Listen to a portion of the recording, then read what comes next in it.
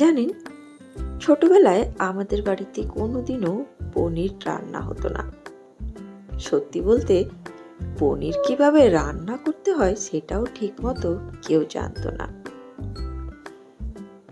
মাঝে মাঝে যখন পনির আনা হতো তখন প্রথমে অনেকক্ষণ ধরে লাল লাল করে ভেজে নেওয়া হতো। তারপর সেই পনির দিয়ে তরকারি বা ঘুগনির সঙ্গে রান্না হতো। কিন্তু এত বেশি ভাজার ফলে পনিরটা একেবারে রাবারের মতো শক্ত হয়ে যেত।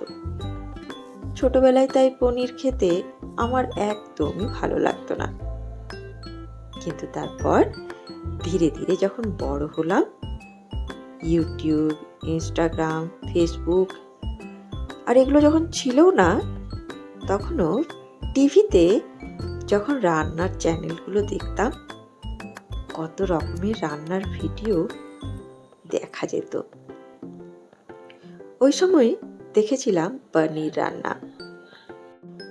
বুঝলাম, আচ্ছা, পনির রান্না করার কত রকম পদ্ধতি আছে। সবচেয়ে বড় যে জিনিসটা শিখলাম সেটা হলো পনিরকে কিভাবে নরম রাখা যায়। যেমন আজ আমি পনিরটা হালকা করে ভেজে নিয়ে 5 মিনিট গরম জলে একটু নুন দিয়ে পনিরটা ডুবিয়ে রেখেছিলাম। এতে পনিরটা অনেক নরম আর জুসি থাকে। আগে নিরামিষ দিনে মা অনেক সময় পনির বানাতো, কিন্তু পেঁয়াজ রসুন ছাড়া। মা বলতো, পনির তো নিরামিষ জিনিস, এতে আবার পেঁয়াজ রসুন দিতে হয় নাকি, এটা এমনি রান্না করতে হয়। কিন্তু এখন শিখেছি পনিরের বিভিন্ন রান্না। পনির যেমন পেঁয়াজ আদা রসুন দিয়েও রান্না করা যায়, তেমনি এসব কিছু না দিয়ে শুধু টমেটো বাটা দিয়েও রান্না করা যায়। আর এছাড়া কাজু দিয়ে তো আছেই। এছাড়া আছে পনিরের আরো বিভিন্ন রকম রান্না। কিন্তু এখন অবশ্য অনেক ধরনের রান্না করতে পারি। কিছু নিজের মতো করে চেষ্টা করতে করতে শিখেছি, আর বেশিরভাগই শিখেছি সোশ্যাল মিডিয়ার বিভিন্ন রান্নার ভিডিও দেখে। সত্যি বলতে এখন কত সুন্দর সুন্দর রেসিপি দেখতে পাই, একটার থেকে আরেকটা শেখার কোনো শেষ নেই। যাই হোক, আমাদের বাড়িতে এখনো কিন্তু পনিরের খুব একটা কদর নেই।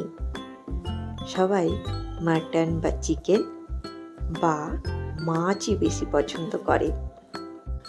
তবে আমি আর আমার বোন পনির খেতে মোটামুটি ভালোই বাসি।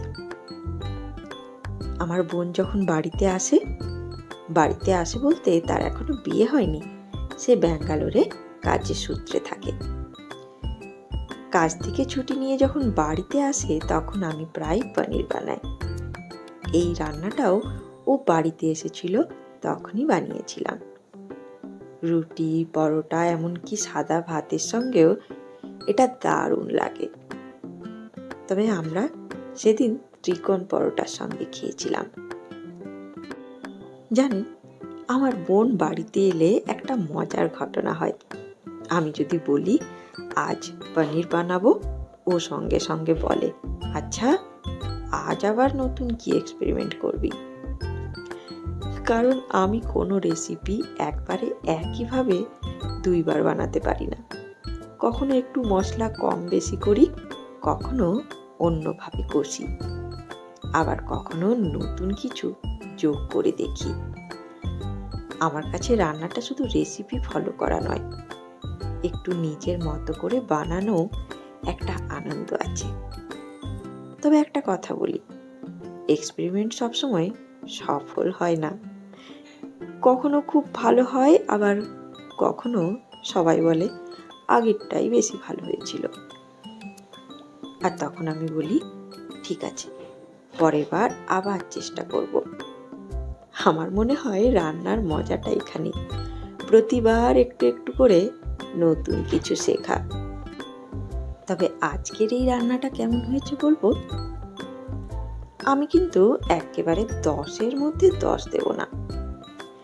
আমার নিজের মতে এই রান্নাটা হয়েছিল 10-এর মধ্যে 7। কারণ আমি জানি এর থেকেও আরো অনেক সুন্দর আর মজাদার পনিরের রেসিপি আছে, সেগুলো ধীরে ধীরে তোমাদের সঙ্গে শেয়ার করব। কিন্তু তার আগে এই পনির রেসিপিটিকে তোমরা কত নাম্বার দিতে চাও কমেন্টে জানিও। আমি অপেক্ষায় থাকবো। ধন্যবাদ।